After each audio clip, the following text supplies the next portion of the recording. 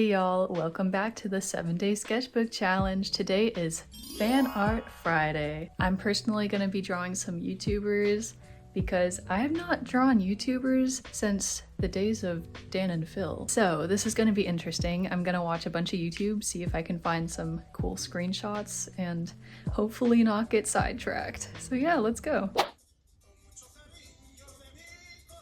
Alright, we gotta clear the area first. Okie dokie, smells like Windex. Time to get started. So I'm gonna start off with a drawing of Matthew Sorgi because he's the OG, he's awesome. I think process-wise, I would like to do some kind of cartoony style, something a little wonky line art, and then I do want to do like messy colored pencil. That's the vibes I want to go for. So I'm not gonna put too much thought into this. I'm just trying to get the proportions right. So how are you guys doing today? Are you doing good? But you think you're gonna use it, right? Yeah. Yeah. Well, the good thing about that is it's so small, I could probably take it to college with me. No, you will.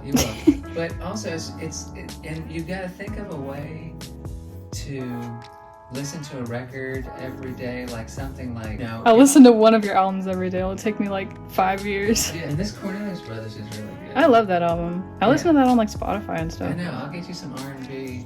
That's what we could do. The thing is, like, I will have one Karina album every day that I pick for you. Like, what I do is, like, I'm on all these Facebook groups, and they'll say something like, for example, today is the 40th anniversary of Rush Moving Pictures. Have you ever listened to that album? You know who Rush is, right? I know Rush.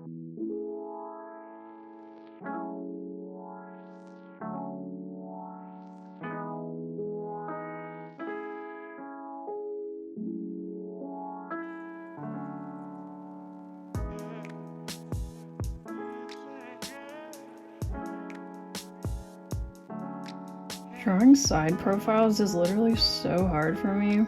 Like, I don't want to overdo it. And I always get the lips wrong. Like, I can't tell if that looks normal or not. And then there's always this line right here that kind of indicates that there's the cheek. And differentiating that from the nose. So, I don't know. That's always something that I like to keep in mind. But I don't know. Everyone does it differently. See, every time I draw a dude, it kind of looks like a woman, no matter how hard I try, which is why I went out of my way to draw something different. Like, does that look like a dude? I don't know.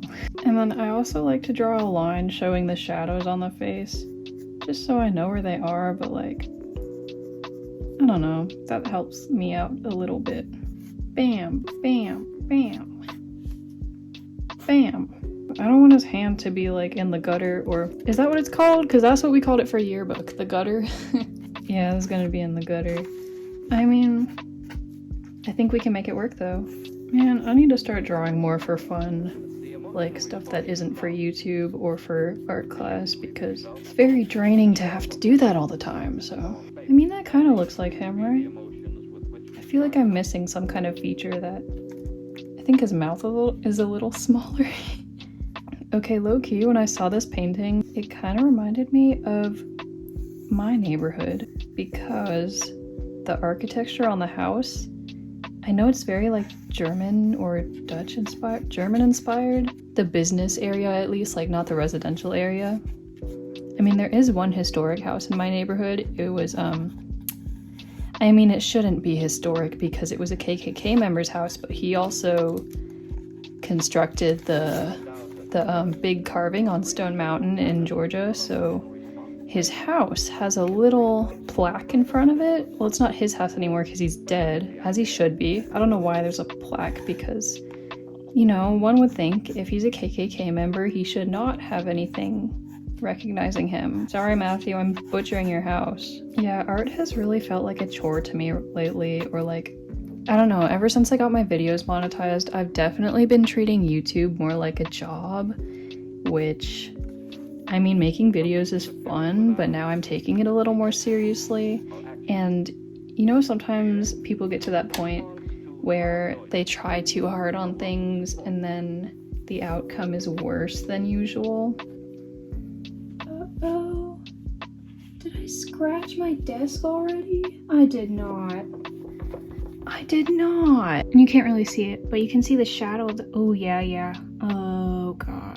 So I have wrapped my entire desk in paper because it had a scratch and I don't want any more scratches. I probably should have done it when I first got the desk because I knew it was gonna happen. It was kind of inevitable because it's glass.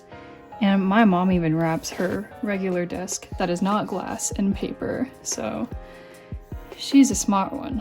And especially if I'm doing art, I don't want to like get any paint on the desk or anything. Desk? Ooh, desk. Desk. My deep south accent kind of slipped out there. I mean, I'm not in the deep south. I'm like in the little protective bubble that's not in the deep south.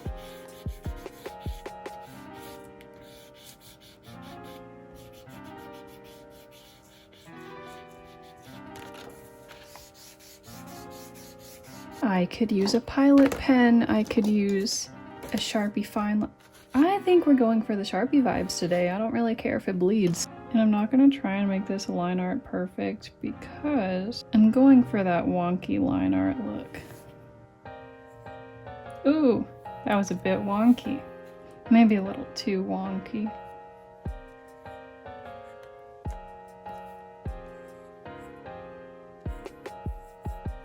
Oh, now he looks angry. No. When I draw portraits, when I draw faces, there's not really like a specific way that I do things. I don't know. I like to gradually get things done as opposed to like doing layer after layer.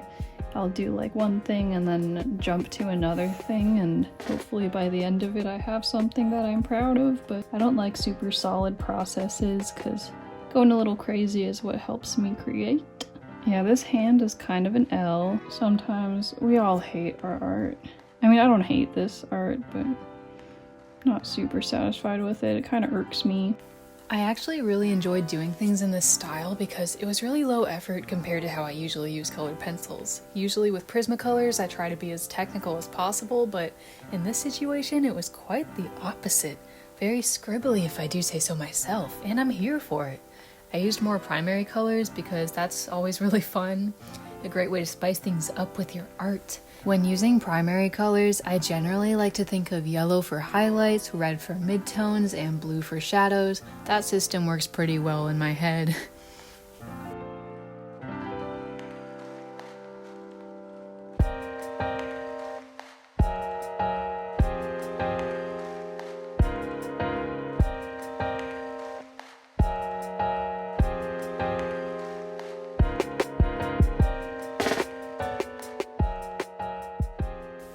The next person I drew was Paloma the Peach because she's such a cutie and her content and her voice in particular is just so sweet and calming. So yeah, I thought I'd draw her.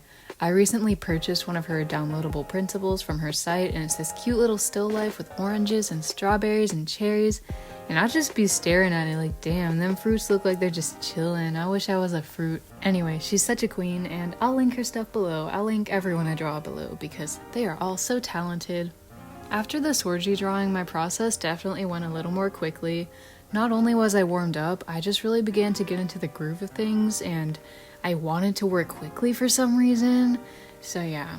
Also for this challenge, you can draw anyone like music artists, regular artists, YouTubers, celebrities, characters, whatever your heart desires. I'm currently drawing Leah's field notes. I've been really digging her content lately, and she really inspires me to like wake up and just be mindful of everything.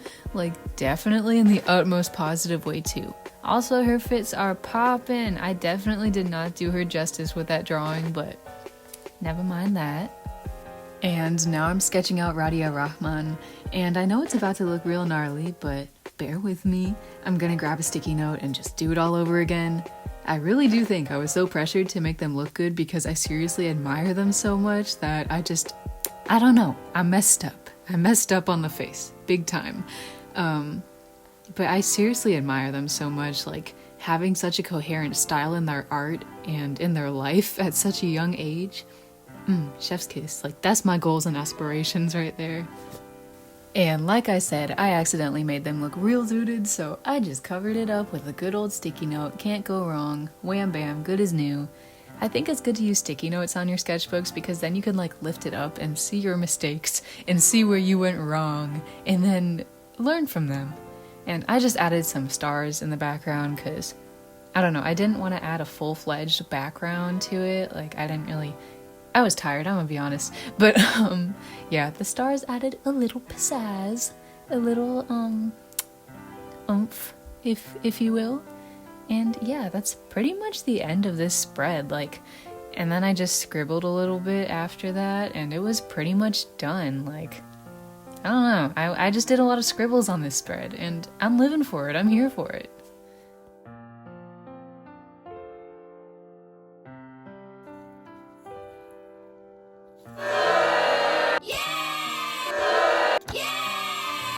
This video's artist shout out is Kay Lee. I've been following them for a while and their art never misses. Their color schemes are immaculate and I love the different textures throughout their work. Just marinate in it, digest it, it's beautiful. We're almost done, 2 more days to go. I love you guys so much, glad to have you around, good company as always, 10 out of 10. Have a good day or night, wherever you are, whatever time it is. I love you, remember that. Alright, bye.